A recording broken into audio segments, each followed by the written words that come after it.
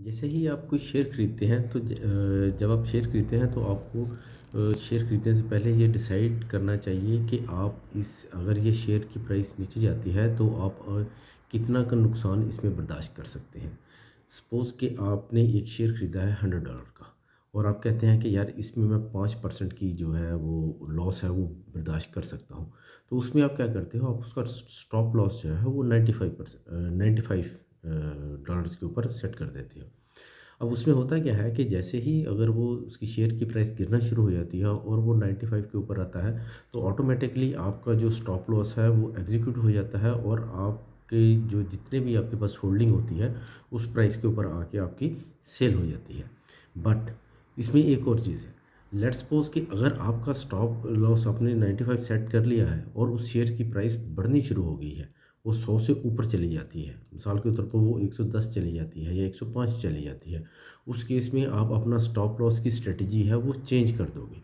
उसमें करना क्या होता है कि अगर आपने लेट्स सपोज उसमें 5% का आपने लॉस किया था, तो आप उसमें डिसाइड कर लेते हो यार मैं 5% के मिनिमम इसमें मैं 5% प्रॉफिट लूँगा। तो उसमें क्या होगा कि आप अपने स्टॉप लॉस जो है, अगर उस शेयर की प्राइस 108 है तो आप अपने स्टॉप लॉस जो है उसकी सेटिंग में आप उसको कर दोगे 105। उसमें क्या होगा कि मिनिमम भी अगर वो आपका शेयर नीचे आ रहा है, 108 से पीछे आ रहा है 106 पे, 105 पे, तो उस केस में आप अपना स्टॉप लॉस जो होगा वो 105 के ऊपर एग्जीक्यूट हो जाएगा। आपको नुकसान नहीं होगा, आपको एटलीस्ट 5% का प्रॉफिट हो जाएगा। अगर शेयर की प्राइस रिवर्स होके 95 पे भी आती है, लेकिन अगर आपने स्टॉप लॉस 105 रखा हुआ है तो वो एग्जीक्यूट होगा, आपको 5% प्रॉफिट मिल जाएगा। तो उस केस में आपका जो है आपको लॉस नहीं होगा, आपको प्रॉफिट होगा। लेकिन आप अगर आप ये सोचते हैं कि आप बहुत ज़्यादा प्रॉफिट कमा लेंगे या बहुत ज़्यादा लॉस कर लेंगे, तो उसको कंट्रोल करने के लिए आपको ये स्टॉप लॉस को सीखना पड़ेगा। आपको स्टेप बाय स्टेप इसकी सेटिंग करनी पड़ेगी।